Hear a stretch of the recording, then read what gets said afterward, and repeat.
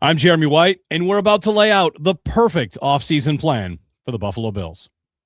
I'm Joe Marino, and the guy with the big titles got some big decisions to make here in the coming weeks. And no Jerry Ostrowski today, and this is the part where he would say, you're watching the Locked On Network, and this is Bill Squad. Who's ready, Bills Mafia? It's the Bills Squad. Everything Buffalo Bills, every week. Breaking down the big hits and game-changing plays the way only the Locked On Podcast Network can. Nobody circles the wagons like the Buffalo Bills. So gear up and squad up. The Bills Squad show starts now. Come in, Bills Mafia. It is the Bills Squad show. Jeremy White and Joe Marino. No Big O, no Jerry Ostrowski today. We wish him the best. He's back next week. He's just taking a little bit of time away from us. So we've got the perfect offseason plan to lay out for you. And we will have a guest on second segment, Mike Ginnitti, co-founder and managing editor of Spotrac, to get into a lot of the numbers of what the Bills can and can't do. You know, one of the big questions as we head to an offseason is how much money will they have? How much can they create? Who can they move? What can they do?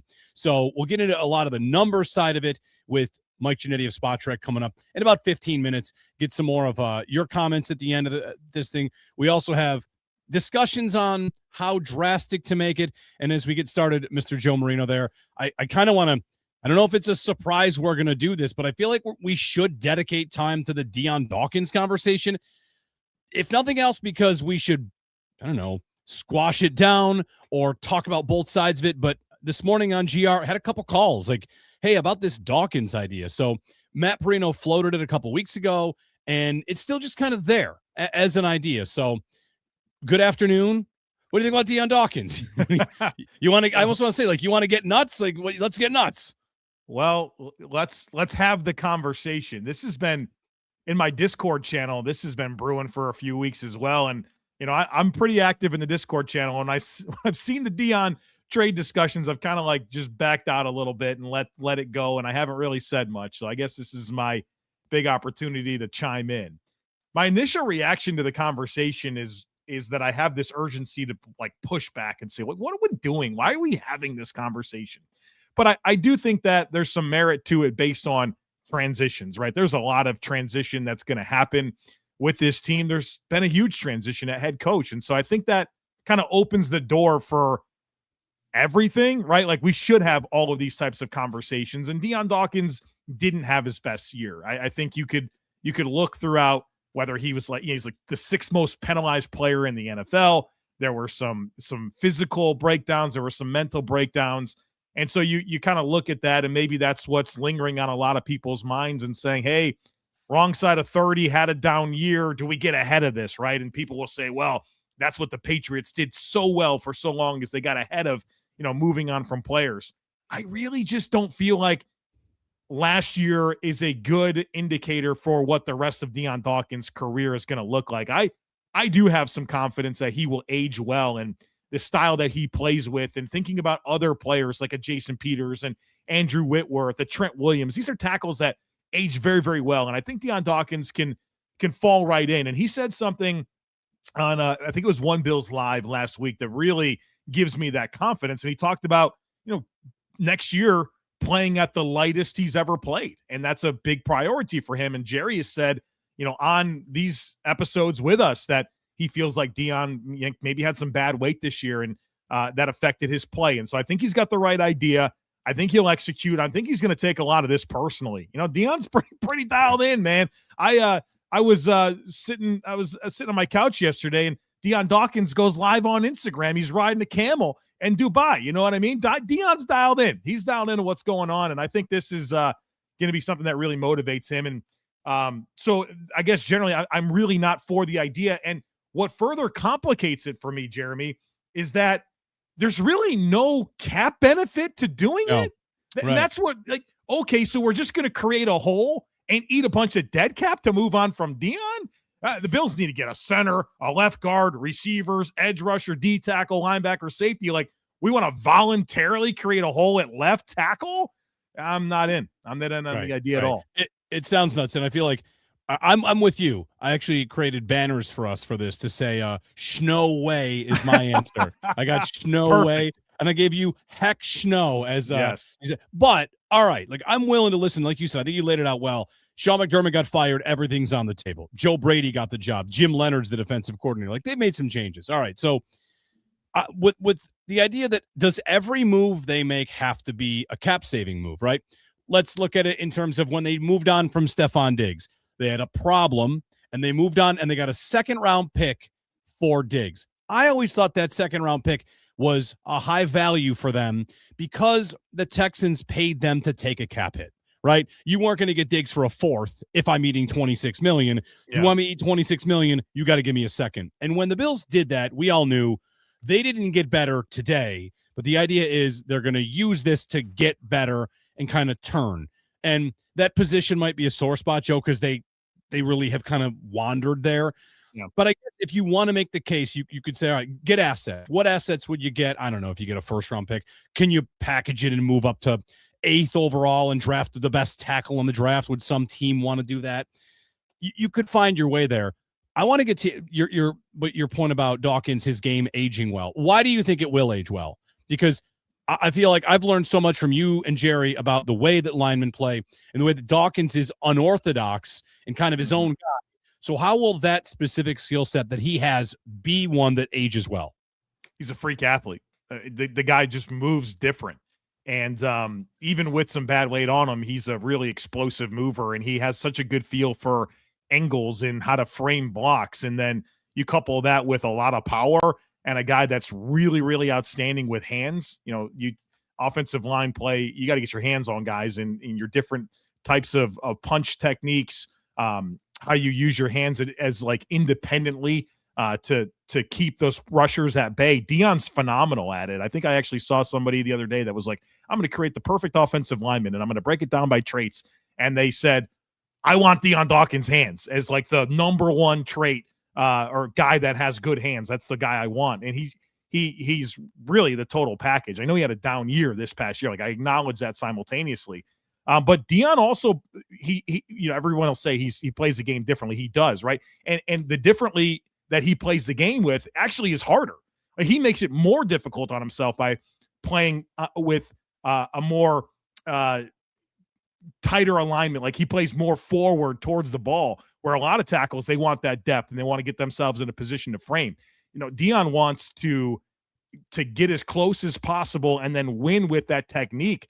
You know, I think that's something that he can adjust as well if that becomes problematic for him. So it's the style of play that he has, the athleticism, you know, what he's exceptional at, and then just being mindful of, you know, the changes that he feels like he should make, and then stylistically how he plays generally makes it harder for him, and he can adjust within that. I think there's every bit of 3 to 5 really good seasons left in Dion Dawkins. I feel like watching the Will Campbell discourse this week about how he plays and how sure he's got short arms. And I was watching a couple breakdowns. Like I'm watching more offensive line stuff I've ever seen before, Joe, like that.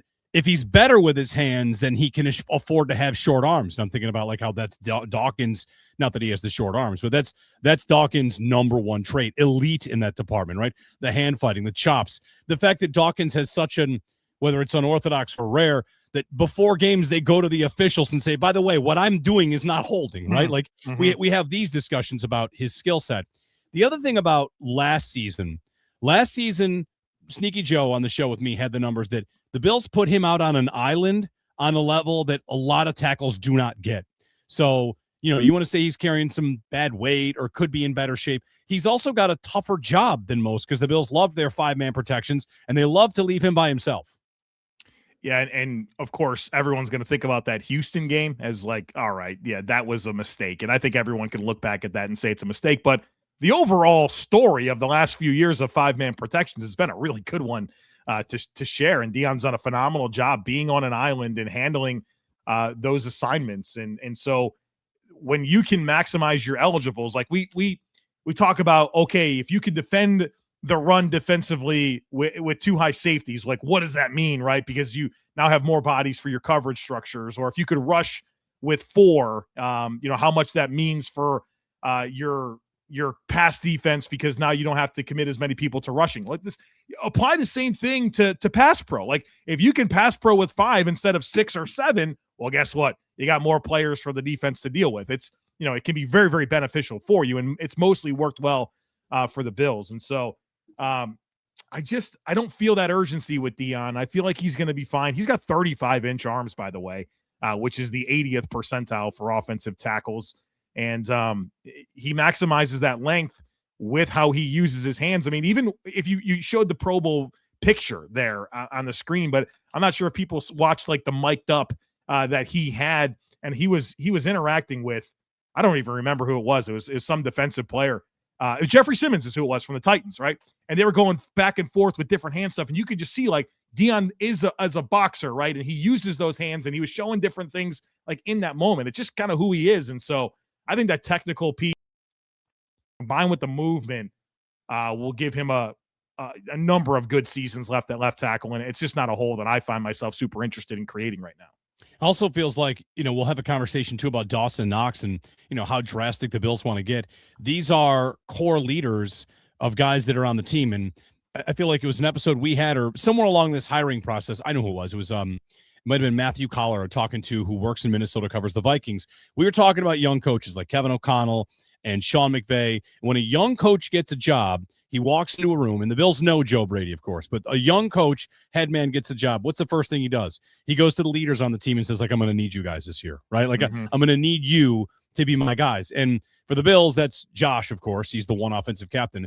But then I'm going right to the next conversation is Dion Dawkins, Spencer Brown, Dawson Knox, and who from there, right? Like, so if Brady is hoping to have his continuity offensively and kind of keep things rolling, I mean, the last thing I'd be thinking about, maybe if you had McGovern and Edwards under contract and you weren't losing or talking about like shifting things all over that line, you could have a conversation.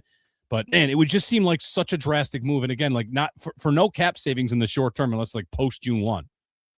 Yeah. And that's where I struggle with it. Now watch it happen, right? I mean, I'd be surprised. It wasn't that long ago. Didn't Dion Dawkins like tease that, he was part of that big purge a few years ago and people lost their mind. And then he 10 minutes later, he got eyeball emojis and then like laughed about it after the fact or something like that. Not cool. Not cool.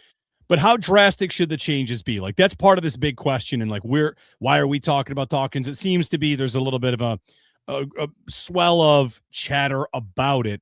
If it were a cap move that could save them $10 million, I'd listen. As you lay out that you think his skill set will translate, I feel like restructure and or extension could be something you talk about depending on how far down you want to push it. Spencer Brown's in that boat too. Like they've got good tackles on good deals. No question, especially with where the tackle market is trending. I think both Dion Dawkins and Spencer Brown are outstanding values in terms of their APY. And the Bills can leverage both of those deals for cap space. They can restructure Dion Dawkins for a little over $11 million. They can restructure Spencer Brown for 10.6. So I think not only staying with them allows you to continue with a really outstanding pair of tackles, but now you have very important cap space to help fill some of these other needs that this team inevitably is going to have. So I think there should be a lot of transition to kind of get back to the root of the question. Especially on defense, right? Tons of transition on defense, but offensively, I think that you would look at this two interior spots as transition opportunities. You would look at receiver as an opportunity to get some new faces in there. I'm not messing with this tackle tandem. I'm really not.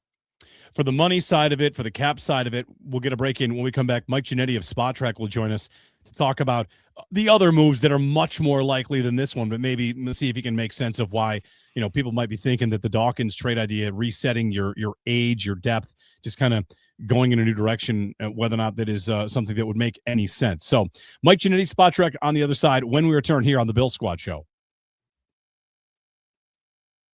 This episode of Bill Squad brought to you by TurboTax. Tax season does not have to take over your life. This year, TurboTax is making it easier than ever to just hand things off and move on with your day. With TurboTax Full Service, you can have your taxes done for you by a trusted local expert, start to finish, without the stress or guesswork. Instead of spending hours trying to figure out forms, you can meet with a local TurboTax expert in person or connect online. They handle everything from W-2s to self-employed forms and work to get you every deduction. You can upload your documents, go about your day, and get updates right in the TurboTax app. It's a huge time saver and gives real peace of mind knowing an expert is handling it. For a limited time, you can have your taxes done by a local TurboTax TurboTax Expert for just $150 all in. If a TurboTax Expert didn't file for you last year, just file by February 28th. Take taxes off your plate and get back to your life. Visit turbotax.com/local to book your appointment today.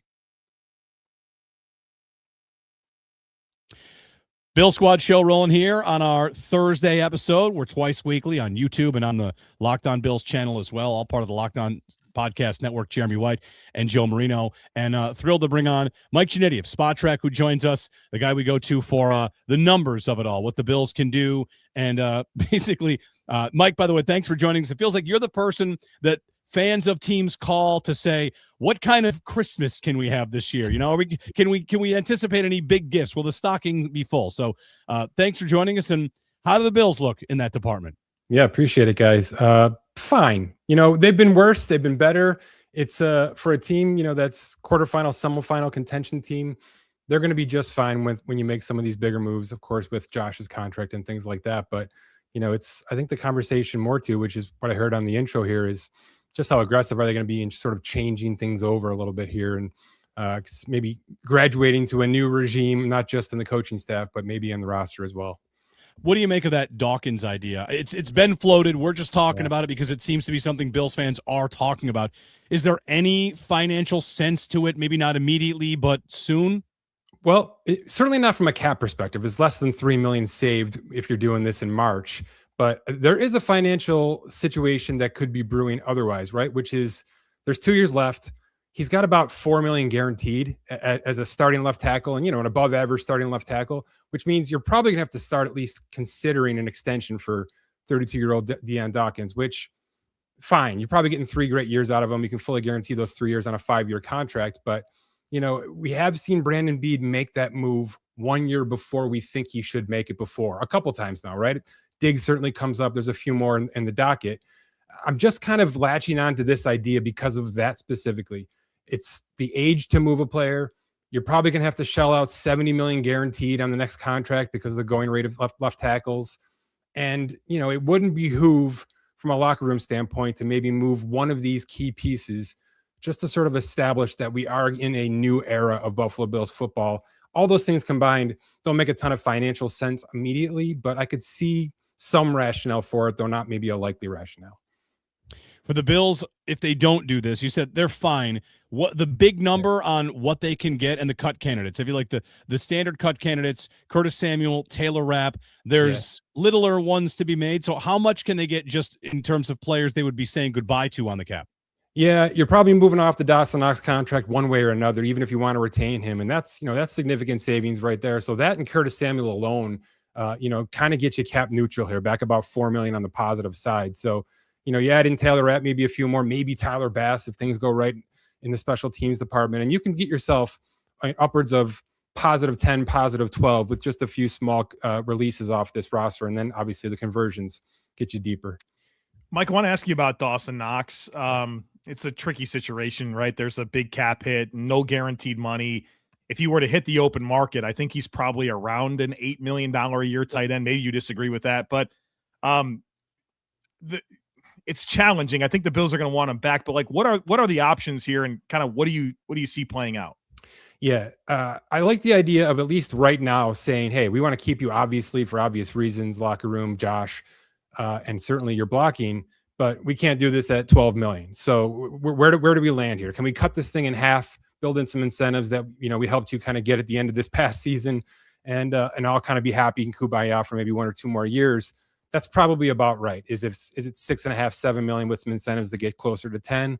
But I think step one, outside of just a straight pay cut, which we're talking about here, would be releasing him out of this contract and freeing up the savings so that we can get cap neutral by March 11th and start to do some early damage in free agency. Is that the kind of thing where they go to him, they want to do a new deal, and maybe he decides I might take my chances? Yeah. If you do that, I'm thinking back to like the timeline of Tre'Davious White, where they had dead cap and Trey White on the team at the same time. So like you could even get to a spot where you say, okay, good luck, and then he comes back.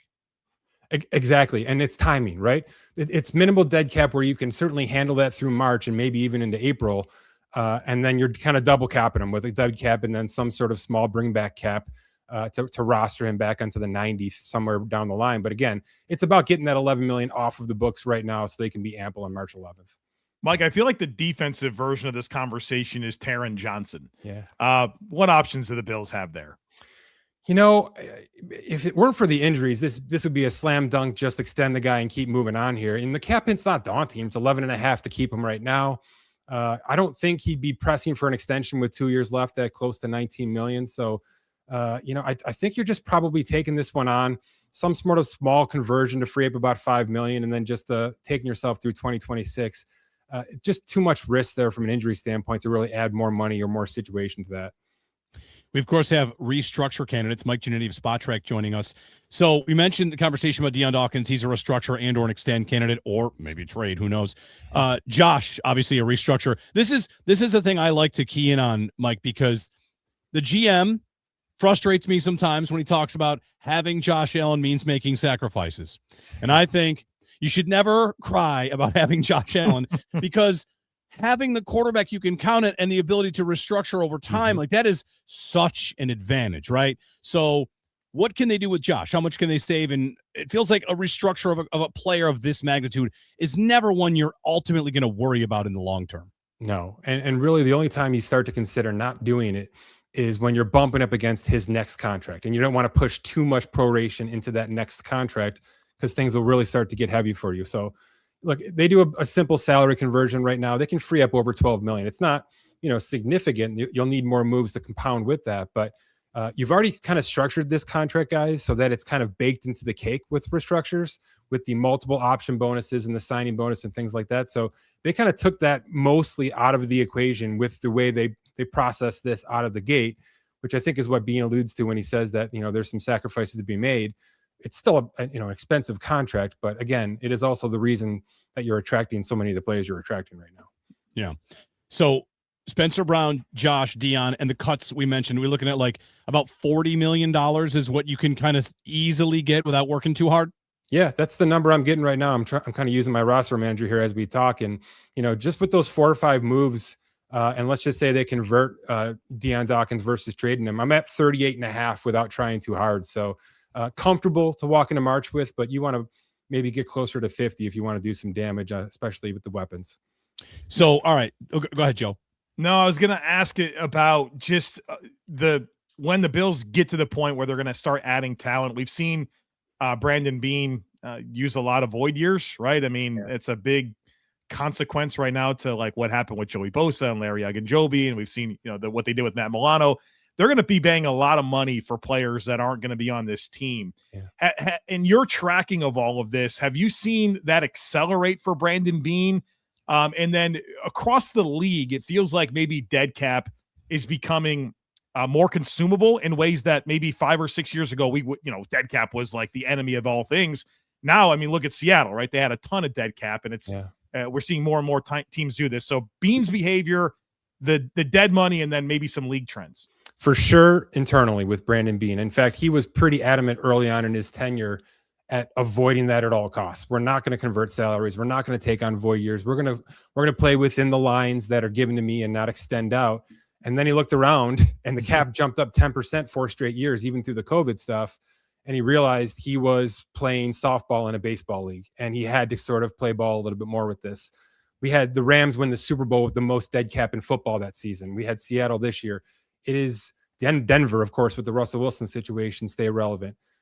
It's just a situation where the league is bailing you out with the percent increases to a degree where you can, if you stay active and not dormant like New Orleans has been, by the way, if you stay active, which means you extend players, which lowers cap hits on your internal roster, you can handle making mistakes. You can handle taking on void years. You can handle dead cap upwards of 50, 60, 25% of your overall adjusted league salary cap on any given year. You can do that and stay very relevant within this NFL. And I do think Brandon Beane has raised his game to sort of match some of the contending teams that are following this pattern.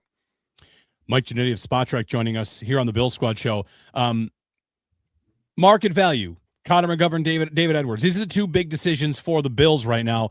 What to do? Should they sign them? Of course, like there's how much they get paid per year, and there's how much they are on the cap. So what kind of value do you think they'll get on the open market if they are to hit that open market? And can the Bills really, do you think, afford to do that across the line? They already have 2 highly paid guys, another guy coming up in Osiris Torrance. So like there's it's a juggling act what you're going to do up there. But how about McGovern and Edwards and the positions that they play where they are right now?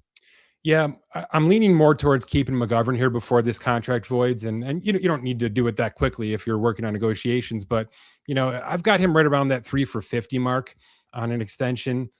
Certainly, you can go to the 4th and 5th year if he requires it for cap purposes. But you do this right with a signing bonus and an option bonus, and you've got a cap hit around $7-8 million in year 1. So it's a nice situation to keep your starting center.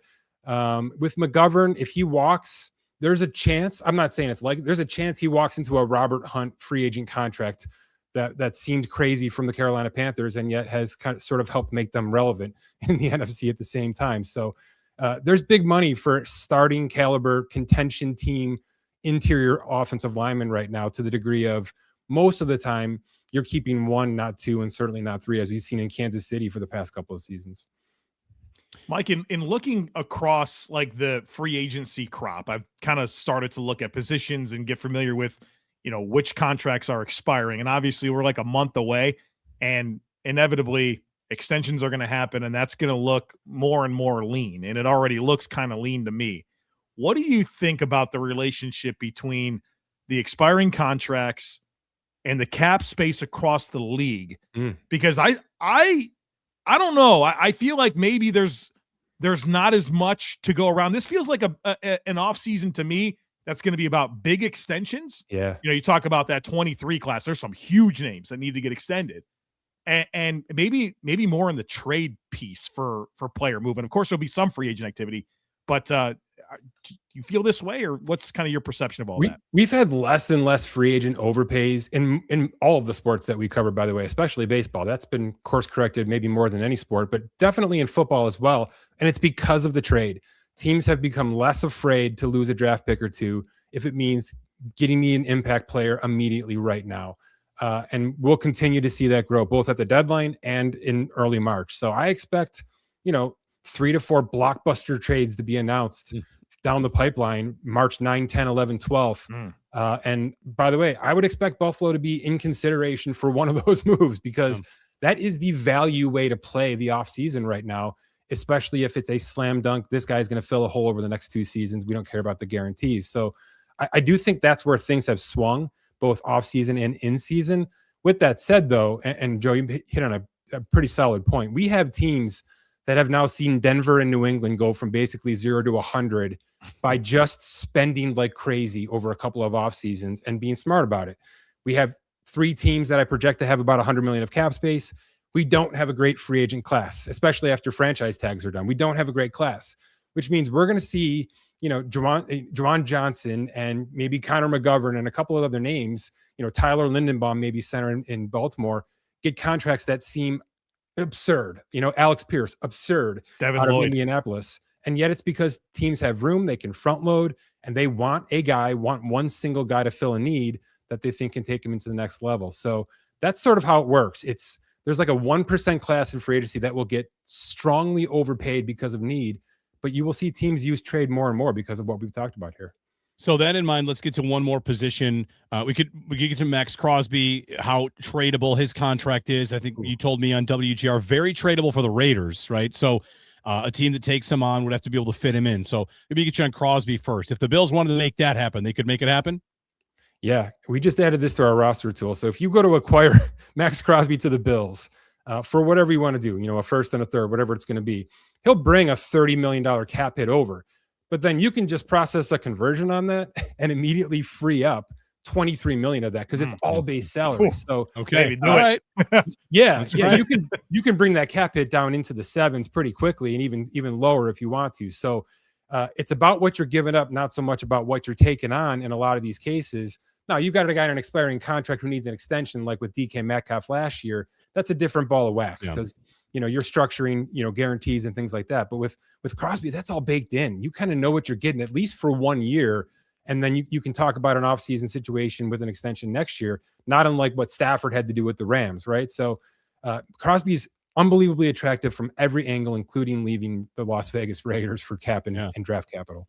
Okay. And then on this kind of ties in the trade and the free agency and the draft. Receivers obviously a big talking point, whether that's AJ Brown or I don't know, like, because you're like looking at all the contracts. Who are the receivers with the tradable deals that you could see get moved? People talk about Marvin Harrison Jr., one of my favorite guys to talk about, but I can't touch it as a concept, is whether it happens with Brandon Aiyuk. I don't know. That's a weird one, right? Yeah. But he was great. So what receivers should be on a radar for a trade? AJ Brown's the top name. Jordan Addison sometimes gets brought up here. Is there a short list you've got for trades for receivers? Yeah, there's a lot of people trying to talk me into Justin Jefferson. I'm not there quite yet, but I understand it. They've kind of gone this route with Diggs before in the past. I think Addison is the more likely, but he's going to need a contract for the most part. He's in his eligibility there. So I'm going to go back to where we were with the deadline. I know that the people in Miami are saying Waddle's untouchable. Make an offer, right? I don't think Waddle's extremely untouchable, and that is a Max Crosby type contract where you know what you're bringing in. There's about a year and a half of guarantees left. You can convert a lot of that. So, you'd have to overpay from a draft capital standpoint, but that's a player that has also, by the way, come to Buffalo and played well in these elements in front of us. So I understand why Beane was adamantly trying to make that happen at the deadline. I'm going back to the guy I just mentioned. I don't know why Pittsburgh would want to keep DK Metcalf in this complete turnover process they're about to have, even if they bring in Derek Carr to play quarterback for a year, whatever it's going to be. That's just a situation where there's no more guarantees left because of the suspension he went through. It's basically a year-to-year one for $25 million contract, which you can convert down to like $4 million on the cap. So it's super flexible, super pliable. That his athleticism is going to carry him into 30, 31 pretty easily. And he's an alpha. He's a draw attention on the field type of guy, which I think is what Buffalo needs the most versus having that super high productive WR1 who can load up on stats. And his cap hit at the deadline was like less than $1 million. So what does it look like going forward? Because that was something, Mike, I was always talking about at the deadline, which was if the Bills were to do that, you basically are the owner is signing up to pay $60 million something guaranteed in the future. Because if you're trading for a player, you're trading for their contract. Yeah. And that means getting the owner to say like, yes, this player is worth $60 million. Yeah, but his altercation with that fan made life a lot easier because there's no more guarantees. That suspension completely voided the guarantees on this contract. So it's literally a year for year, $25 million contract every year that you can make work on the cap however you need. That's Metcalf. I'm sorry. I meant Waddle for this. Waddle's cap hit was really cheap at the deadline. How does Waddle look like for that? Yeah. Yeah, it's going to be a little bit less. In fact, you're bringing him in about $5 million on the cap because of all the dead cap that sits with Miami when you trade him. And then there's option bonuses that push out over 5 years. So again, he's like a Max Crosby situation where you're walking him in. It's a low cap hit to keep him. You can work with the guarantees and restructure as you need to a little bit down the road. But that's more about how much we giving up from a draft perspective to get him in, to get Miami to kind of play ball here. The cap hits work really well in your favor, both in 2026 and 2027.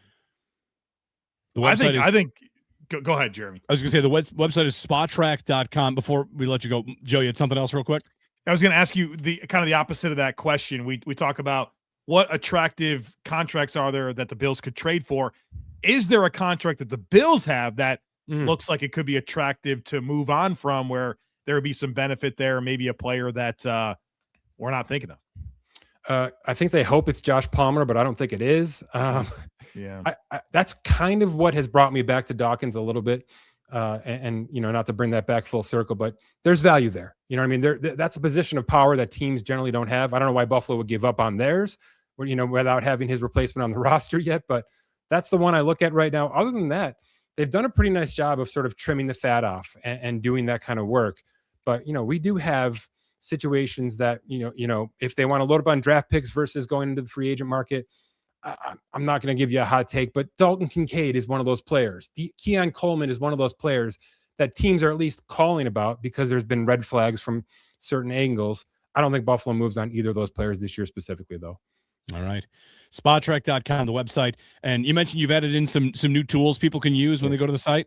Yeah, we've bolstered up this managed roster tool, so you can pretty much do everything we've just talked about in real time and sort of save it and post it on socials and have fun with it. And we've got a trade machine and all sorts of things coming down the pipeline.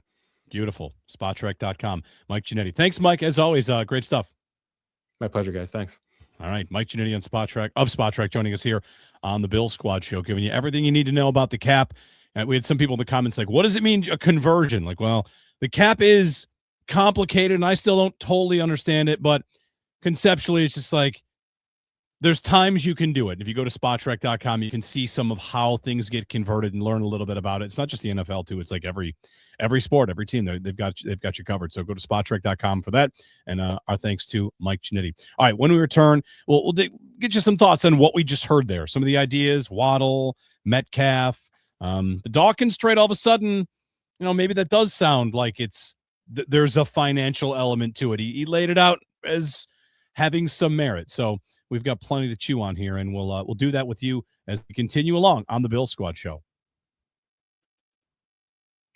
This episode of Bill Squad is brought to you by FanDuel Sportsbook. The winter games are here. They're on. And if you're anything like us, you're locking in for events you only get to see on the biggest stage every 4 years. That's why following the winter games on FanDuel makes sense. From medal counts to individual events, to finding your angle on the sports you care about most, FanDuel gives you more ways to stay connected to the action. The drama of curling matches that start slow and somehow get intense fast, speed skating races decided by inches, hockey games that feel different right from the opening faceoff, even niche events become must-watch when you are fully locked into the competition. FanDuel keeps up with the entire Olympic experience, engaging from start to finish. The winter games are on, and there's no better way to follow them than with FanDuel. FanDuel, play your game. Now we're back here on the Bill Squad Show. Jeremy White, Joe Marino. Jerry O's off today. We'll have him back with us later next week, getting into some deep cap crunching, caponomics stuff, and the paperwork part of the offseason before we get to the combine. And then it's about hand size and measurements and stuff like that. So, all right, Joe, what'd you think? What Mike had to say? Lean you any direction on what they should do or could do?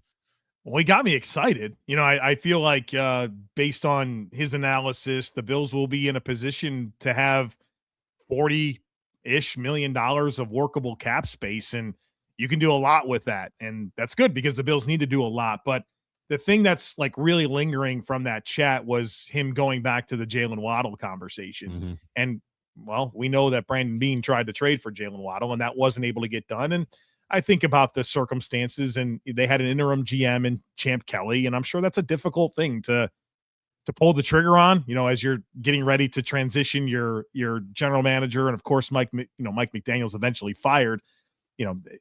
How do you make that deal? It seems like maybe there was a challenge with that, but as they've now brought on, pretty much Green Bay people, right? John Eric Sullivan, who was in Green Bay for decades, is now their general manager. And listening to John Eric Sullivan talk about his vision, they're very much in a transition mode. They want to get healthy long-term. They talk about how in Green Bay, it was the draft, right? Like, we've seen Green Bay operate for years and years and years. We know what they do, and they're going to want to have maximum draft capital, and they'll be choosy in free agency. But ultimately, this is an operation here that anything existing, they didn't bring in. And I think that it's worth going back to that Jaylen Waddle conversation, because I think they're being very honest about where they're at, listening to them talk, and like, hey, we can have a little bit of lean here, but we got to get our books right. If they could move on from Jaylen Waddle and get a couple of premium picks, I don't think it's crazy to consider that being back on the table under these circumstances now for Miami. I think it helps the Bills. I'm like piecing together things like this is some, I got a board here with lots connected, like Charlie from It's Always Sunny in Philadelphia. So I saw Todd McShay this week say, any team trading 2027 capital to get to this draft should go in the loony bin. Yeah. Basically, that next year's draft is going to be the level of which this year can't touch. And if you're especially a team that wants a quarterback, and who should that be? Miami. Like, Miami should listen to every offer there is where teams would give them 2027 capital. And the irony is, for that, the report was the Bills offered them a 2027 first, and they wanted 2026 instead. Now, maybe with a GM change and a coaching change, and what you're talking about, an acceptance of we should really start to look at this thing a little further out. That's what the Bills did. The Bills came in, made the playoffs, and said, we want a first. Sure, you can take our 10th pick. We'll trade down. We'll get a first next year, because next year we're going to go get our quarterback.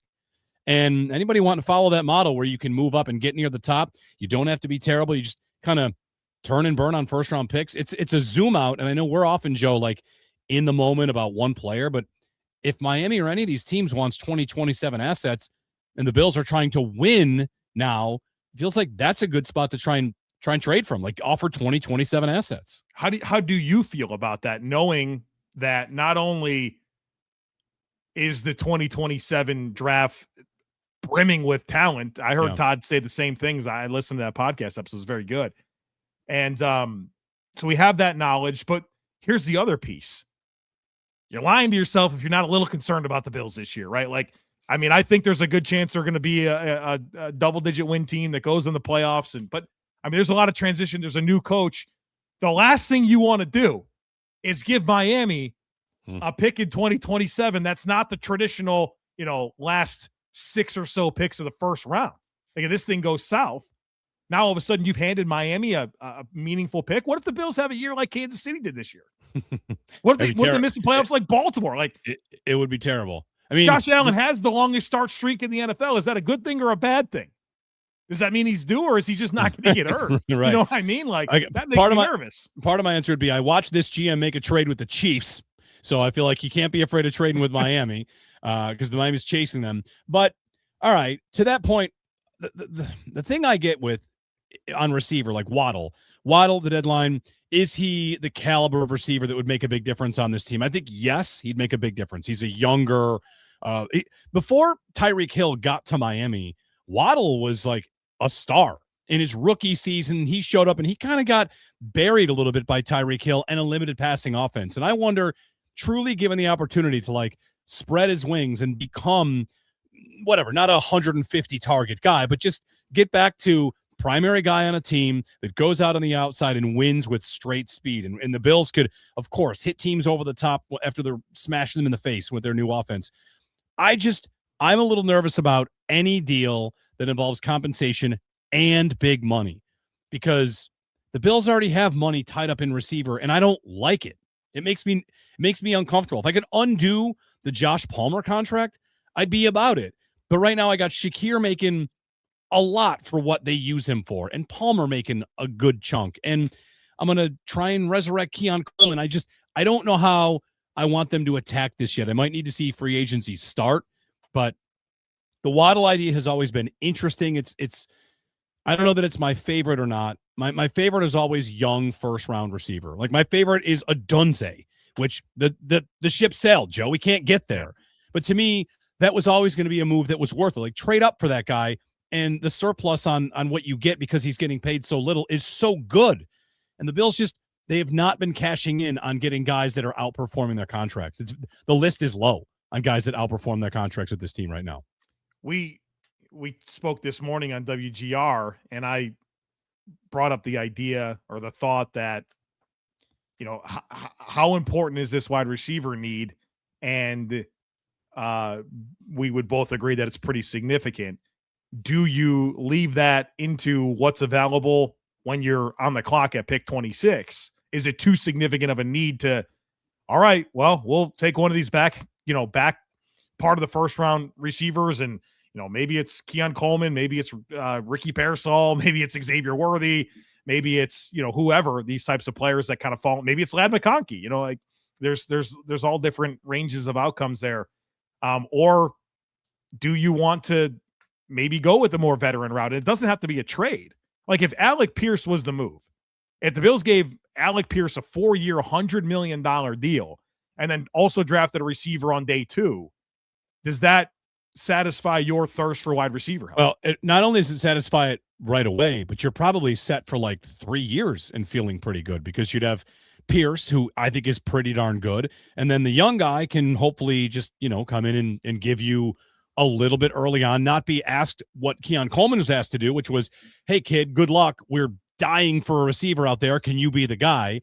Like maybe whoever it is can just have a little bit of time to grow into a spot. So 2 would be a good idea to me for sure, like a signing and a draft pick. But this is kind of how you got yourself here. This is what you're laying out. This is where if I'm getting to prediction, I'm kind of with Mike, and Adam Schefter's laid out. He thinks there's going to be a lot of trades. Here's Mike Ginnitti of Spotrac telling us he thinks 3 to 4 to 5 blockbuster trades in the first couple days of the league year.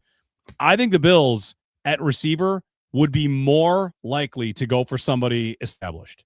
The pressure on Beane to get somebody at this position that will make a difference, like rewind a year. What should they have done? George Pickens or Matthew Golden? You know, like Matthew Golden might be a nice player, but George Pickens can play. And if they had made a deal like that, then holy cow, it would have really kickstarted their offense. So I don't know who this year's George Pickens will be. And whoever it is, I feel like they're more likely to do that. I don't know if they're going to go for A.J. Brown. I don't know if the kind of player they would go for is different because it's no longer Sean McDermott that's accepting this player, but now it's Joe Brady. Like there are elements here at work that are different, but I would, if I'm a betting man, I'd be betting it's an established guy over it's a first-round draft pick. I want to ask you a follow-up on Alec Pierce, who I think is a tremendous skill set, right? He's size, verticality, he's got it. He's going to be around $25 million a year. He's also a player that's never had a 50 catch season. Yeah. Like, do you get nervous about the investment for a guy that's really not been a volume player? Is that bother you in any way, or is it just, well, he's never played with Josh Allen, this could be different? Josh Allen, not necessarily a great vertical thrower. Like, how does that specifically lay out for you? It's a good question. I almost want to ask with a follow-up question. What's a better idea? Alec Pierce at 25 or Brandon Aiyuk at blank? I have no idea what he's going to get. I wish I knew anything about Brandon Aiyuk. Like, Same. what's his health like? What's his mental space? Right. Like, what is going on? If we could rewind 1 year on Brandon Aiyuk, that would have been a trade. I mean, granted, like it looks like it's blown up in the Niners, but Aiyuk, his numbers from 2 years ago, he's the next Diggs. He's the next, get this guy in an offense where he gets 150 targets and watch him put up a JSN season. But they dragged their feet. They gave him money. He got hurt. He had some drops, and now like he's going to go and just be available. I don't know. Pierce, would I be nervous about a guy that's never had more than 50 catches? I mean, maybe he fits into an everybody eats kind of offense. But, you know, you've chronicled it, how different the Bills will be to defend when there's a guy like that among the best in the league at doing the thing over the top with Josh Allen. Like, is he good in scramble drills? I'd want to find some indication he could help them in that department as well, because they've been so needing that skill set. If they went and they got the best guy and said, you know, maybe he gets only 60, 70, 80 catches, that still might be a low number, but it'd be an increased role for him. Like, I'd have a hard time saying I hate it. The other name is Mike Evans. Like, all right, is Mike Evans going to leave Tampa? He's not quite the same skill set, but Mike Evans produces all the time. Mike Evans gets open. Mike Evans beats press. Mike Evans beats double teams. If he were to leave Tampa and come here for 1 year, like, I'd be nervous about injuries because he just had a bunch of those and he's old, but the guy produces wherever he goes, and playing with Josh Allen, it's hard to imagine he wouldn't. Yeah. Tampa's like the most loyal organization there is. Like, I mean, the way that they will stick with players, it feels like Mike Evans will find his way back, but it's also like they've kind of positioned themselves to not have to do that with drafting, who's the Ohio State receiver whose name completely escapes me right now in the first, Agbuka. Agbuka. Sorry. They drafted Agbuka last year. They have Jaylen McMillan. They have, they paid Godwin, right? So, maybe there is a world where he slips away, and that would potentially get you an answer for now. What would be exciting to me about Mike Evans is he would 100% be exactly the player you wanted Keon Coleman to be.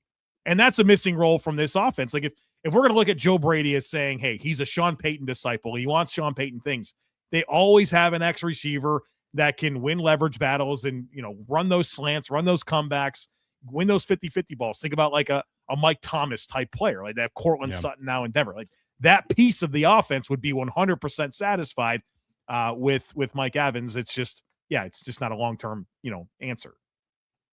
Jeremy White, Joe Marino, Locked On Bills channel, the Bills Squad Show. We'll get a quick break and come back with some of your comments and questions. Have a bunch we've already starred, so if you have something for us, throw it our way, and we'll wrap things up here on today's episode of Bill Squad.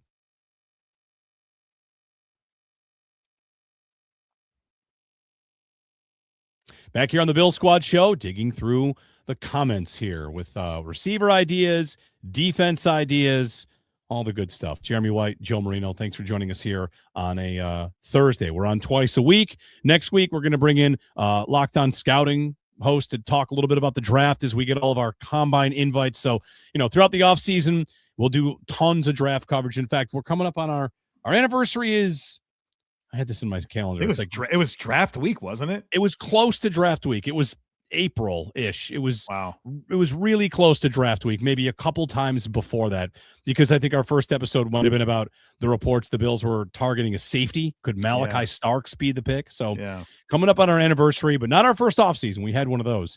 So we'll, of course, keep you updated on everything in free agency, everything in the draft, full coverage of the Bills here as we try to see them get over the line. We'll get to some comments here, like who do you like? What should they do?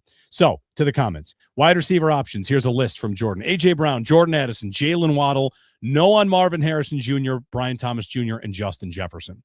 Those are very, very different ideas, right? Like the compensation for Brian Thomas Jr., what could that be? Probably not that much. I don't think that's anywhere. I don't know how that's in the same category as Justin Jefferson. Like Brian Thomas Jr. is a second-round pick at the most. He's 2 years into a 4-year, 5-year deal. Like I can't give a first for half of a contract. Yeah, I think that's what the appeal would be with Thomas Jr. or Marvin Harrison is you have now the opportunity to get them on a discount, right? As a super high first-round pick, and Harrison, Thomas, obviously a first-round pick that had a great rookie season. Like, all right, we'll do this because it's appealing because we get them for less. And with BTJ in particular, I mean, that's not the GM that drafted him. That's a very important thing to distinguish, right? Like whenever there's new GMs, their attachment to players, it's just different. They become available. And with them, things working out with Jacoby Myers and what they're getting out of Parker Washington, and they have the tight end Brenton Strange, I don't think it's crazy to think that, Brian Thomas Jr. would be a player that they'd be willing to come off of. In some ways, he's a lot of what the Bills need, where you would get that verticality with a height, weight, speed guy, and that'd be very valuable. So if the Bills can get him on a discount, I think that'd be great. Addison scares me. I love the skill set, but I mean the off it just never ends, and it's just I don't know. I don't want to sign up for that. Yeah. Here's one I like. This comes from Daryl. It becomes the whole "are you one player away" argument when it comes to trading away premium 2027 capital. This gets back to the conversation. Todd McShay saying 2027 capital is definitely worth more than 2026 capital. And he writes, I'm not sure they're a Waddle away from a ring considering the defense is an unknown. And that might be true. Like you said it, Joe. We might have to have a little bit of a hold on. There's a lot of changes happening. The thing I would say about that is you don't have to be perfect to win the thing.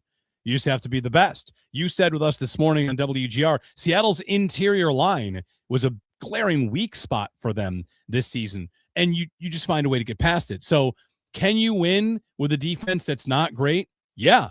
You know who did multiple times? The Chiefs. And then they traded Tyreek Hill, and then they won with a better defense and a worse offense. Like there's a number of ways to do it. I think the case for receiver over, again, not instead of, but as a finishing piece is just that. If I had a receiver and I figure things out on my interior offensive line, like I have a fully finished offense, and that can take me far. And my defense can be, let's figure it out. We can still be good. If instead of that, you're chasing this perfect defense and leaving a hole that is a big hole, you can get beat that way too. So, to me, the one player away argument, I always hate that. I think it's dismissive of the idea that the right one player might in fact have you one player away. Well, and just because you would make that move for the one player, I mean, the Bills are going to do a lot more, right? There's going to be a lot that they do. So that would be a critical step and a expensive step, but it doesn't address the fact that they're going to address other needs too. I think that they are many players away, but in certain players, you're going to just invest more. And so I don't know if it's necessarily selling the farm. I think they're going to do a lot here this offseason. More of your comments here. Like think about just the sheer volume of last offseason. It was Ogunjobi, Hoyt, Bosa, free agency, and then the first four, Palmer, but then the first 4 picks went to the defense, right? Like, so you could add 6-7 assets to the defense, and we could sit here. I'm pretty confident by the time we get to training camp, we're going to think their defense is going to be good because they've added a number of pieces, and they'll come together, and the offense will return with some continuity. So, all right, more comments here. I like this one. This is a fun little off the wall one, which is who would you guys pick for the first opponent in the new stadium? Matt Bovee just tweeted out a drone video of the new stadium flying high above Highmark, which on the list of things that we don't even know what we're in for, the stadium itself is pretty high on the list. So home opponents, who is going to be the first team to visit Highmark Stadium? So your options are the division, of course, right? Yep. And then Chiefs, Chargers, Bears, Lions, Ravens. Okay. Chiefs, Chargers, Bears, Lions, Ravens, and the division. I want to win. I want to win that game. I want to predict week 2, Miami. Although they'll give it a primetime game. They almost always give you a primetime. Week 2, New England. Early season, AFC East supremacy. New stadiums always get a primetime opener. If it's week 1 or week 2, you always get the primetime opener to showcase the new stadium. So the marquee matchup would be New England, right? That would be all the bells and whistles. It's not going to be Chiefs because they're going to make sure that Pat's healthy, right? You're not going to play that game before Patrick Mahomes is back. So I think take them off. And did the Jets kind of do their thing? They opened and closed Highmark. Is it the Dolphins' turn to do it? So it feels to me predictably, it's either going to be the Dolphins or Patriots. I want it to be the Dolphins, although I would love to bring them up in December. I just want to win. I don't want that first game at the new Highmark Stadium to not be a win. So let's get Miami up there. I think it'll be New England though. Predictably, I think it'll be New England. I think week 2 makes sense. I'm into that too. All right. A couple of comments to close out here. What else we got? I'm sure schedule makers will make it later in the year. I think so too. Draft Denzel Boston. Too early for draft crushes and draft fears. We're not quite there yet. We're not getting there. I haven't watched this film yet, but I hear a lot of people talk about him as a big-bodied contested catch guy, and that's going to turn me off. He is, and here's the thing: there's just such a variance of big body contested catch guy because some of them do get open and some of them don't. But yeah, I'm just feeling like I want Emmanuel Sanders. I want John Brown. I want somebody. I mean, Brandon Cooks came in and kind of did this. I don't want big bodied. Tell me how good he run blocks. I just, JSN is not big. You just find me the guy that gets open. I want the scouting report on the guy the Bills draft, if they draft one early. I want the first 2 words in the scouting report to be gets open, and then tell me the rest after that. Yeah, we've been separation. We've been living with these big body receivers for a couple of years, and the Bills have their spots where they like them, whether that's Gabe or Coleman or Kelvin Benjamin, even way back. Just not that they can't come. I sat here and said that Mike Evans would be more than welcome here, but he gets open. Mike Evans does. So yeah, I miss the Smurfs. Yeah, the Smurfs were good. Right, bring me back the Smurfs, guys that got open and caught the football and created space. I mean, Josh is more of a visual thrower, and so guys that can get open are going to mesh well with Josh's skill set, as I think we've seen throughout the story of his career. Yeah. All right. We'll wrap up here. We're back on Monday. So Monday, be sure to tune in. It'll be Joe and I again, Jerry off for another day. But in the process on Monday, we're going to be adding a draft analyst. So as we start to, look forward to the rest of the offseason, the combine will come up. The Bills will be, of course, rooting for players to run slower, so they fall in the draft order. It's one of their favorite things to do. But yeah, stick with us.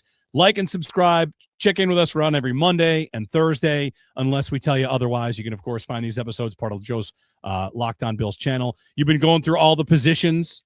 Is Dawkins gonna get an episode now? A standalone episode of the offensive line?